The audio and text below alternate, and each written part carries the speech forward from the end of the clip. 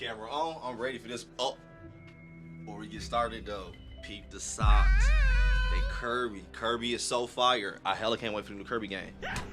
But check out scary and creepy TikTok stories that will give you chills. Part 17. Hey, I love this channel by Banana Peel. Let me light my candle real quick. Boom. There we go. This one is called Wildflower, by the way, just in case if you're wondering. Hey, want to check out the original video? Link will be in the description below. But let's go. Disturbing things that you should never look up on Google. 16-year-old Daniel Petrie and 12-year-old Gabriel Kuhn were two friends from Brazil who were both fans of an online role-playing game called Tibia. But on July 23, 2007, after Gabriel borrowed some in-game money from Daniel but was unable to pay it back, Daniel became absolutely furious. He stormed into Gabriel's room and proceeded to attack and rape him. After that, he strangled Gabriel with a wire until he fainted and went on to cut off his legs with a hacksaw.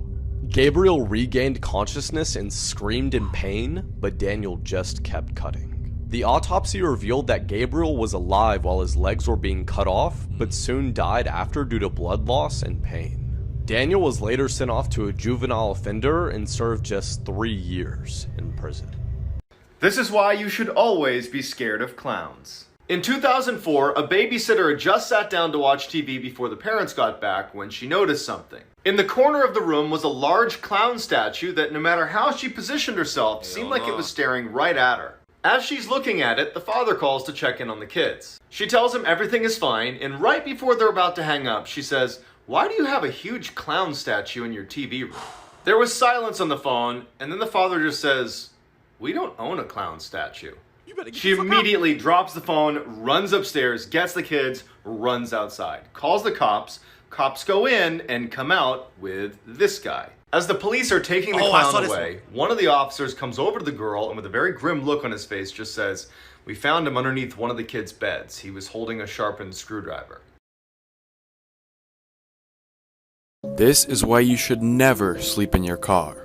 2 years ago, a man was driving 2 hours home after a family reunion, and it started to get dark outside. The road he was driving on was dense with trees and bushes, and it looked like something out of a horror movie. About an hour into his drive, the man got really tired, and he decided to pull off the road into some bushes and sleep. About 30 minutes after the man fell asleep, he woke up to the sound of someone scratching his car window. He looked around for a bit, but the noise stopped. He then went back to bed. He again woke up an hour later to the same sound, and as he looked around, he caught a glimpse of something running away into the bushes. The man thought it would be a good idea to leave, so he started his car and drove around the near corner. As the man turned the corner, he saw another car parked in the bushes to the side of the road. And as the man slowed down to get a better look, he saw a man in his rearview mirror sprinting towards his car yelling curse words at him. He then stepped on the gas and drove away. Moral of the story, don't sleep in your car. Especially in a place like that, they don't even sound smart, dog. And the first time I would have heard something scratching in my car, I'm gone, dog. Hey, trust me, when you scared, you build up enough adrenaline, enough energy to get up out them woods wherever you was at. Moral of the story, don't sleep in your car. Please don't. This is why you should always lock your door while you're driving. A man just got off work and was driving home. It was about 2 a.m. and he came across a red light. It was one of those red lights that sit for way too long. The man contemplated on running the red light, but he wanted to be a good Samaritan, so he said, "I'll just wait it out." And this is where the story takes a very dark turn. So a woman sitting at a bus stop sees the man's car stopped at the red light, so she walks over to his window. The man then gets very worried as the woman approaches his window, and she looks at him and she knocks on the glass. The woman then signals him to roll down the window just like that. The man then rolls down his window just enough to have a small conversation. The woman looks at him and says, "I've been beat by my husband. Can you help me?" The man looks at the woman and notices that there's no bumps or bruises, so he's kind of eerie about this. The woman says again, "I've been beat by my husband. Can you help me?" The man just starts staring at this woman in shock. The woman then says the same exact thing over and over again. So as this woman keeps asking over and over again, the light suddenly turns green. The man looks at the woman and says, "I can't help you." The woman smiled and said, "You just saved your life."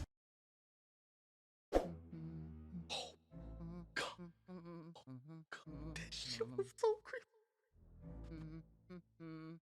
I love it. I love it. Wow, wow, fantastical. Is that right? Fantastical. And that was so dope.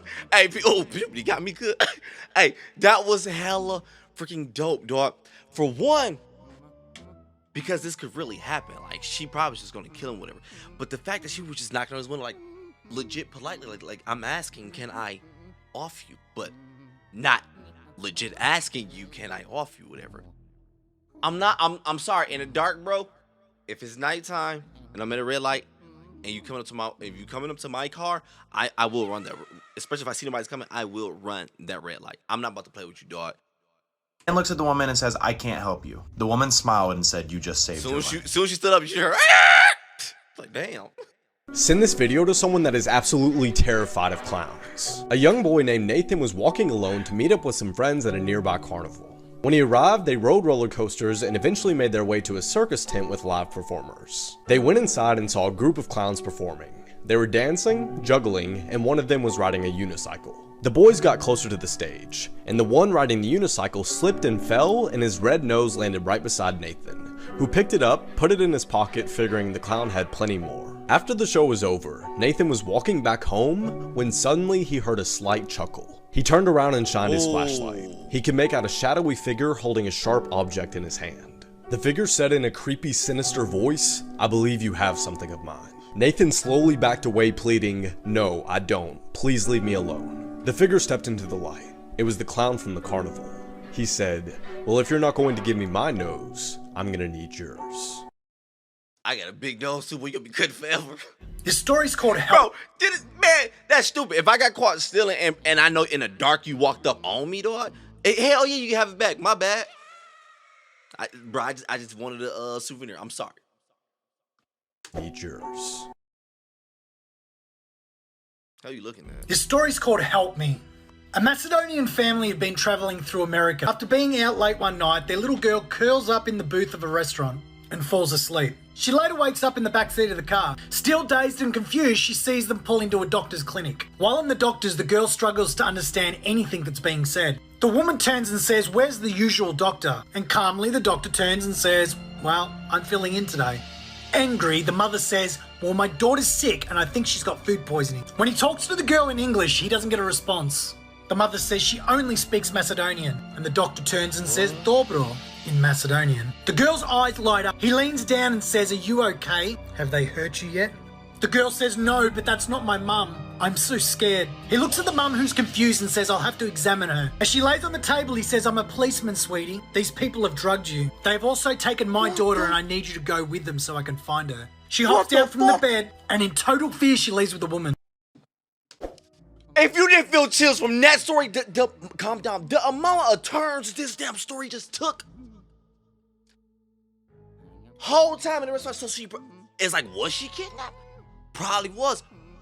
The fact that this doctor just happened to be substitute, but he really not even substitute because the whole time he a police and he speak. I never heard that language. Don't just what's it, Macedonia? I don't know. Whatever. Then the fact that like these people took my daughter too. Come on, dog. This story was top tier, dog. Oh my gosh, that was good. I'm sorry. Calm down. So I can find her. She hops down from the bed and in total fear she leaves with the woman. Now I gotta be your GPS. This is why you should never talk to strangers. In the early 2000s, a young girl was waiting outside her friend's house peeling the bark off of a tree when a strange man approaches her. As he got closer, she could see that he was grinning ear to ear and his face was white as a ghost. He walks right up to her and pinches her on the arm and says, "How would you like it if I peeled your skin off?" Just then, her friend's mom yells for her to come inside and the man walks away. It would be years before the girl's mother would finally tell her who this man really was. Her friend's mom had seen the man pinch her on the arm and had immediately called the police, who quickly rounded this guy up. Plastered all across the inside of his van were dozens of pictures of this girl. But what they found in his storage locker is straight out of a nightmare. In the locker was a chair with hand and arm restraints. Next to it was an anatomy book and hundreds of torture tools. Why the fuck was he so there?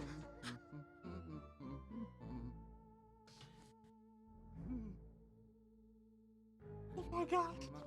This is crazy. I felt it. I was like the new candle. I thought this was gonna be a fire video.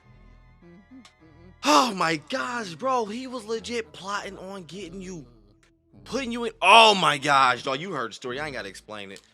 What the hell, dog?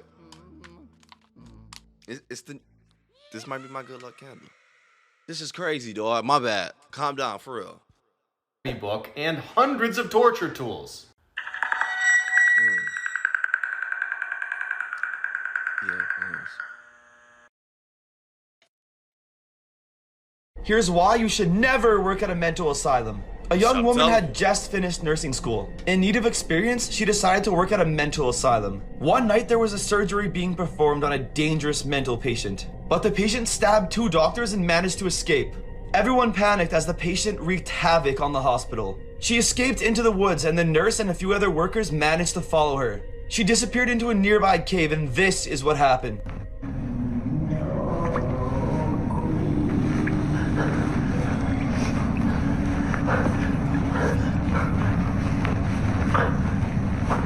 Nigga, what the? Is this real?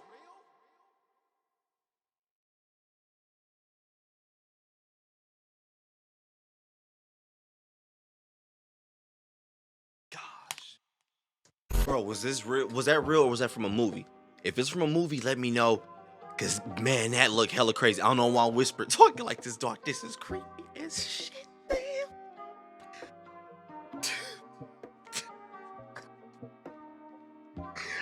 I wanted the video to be good, but I didn't want it to be good if it makes sense. I don't know.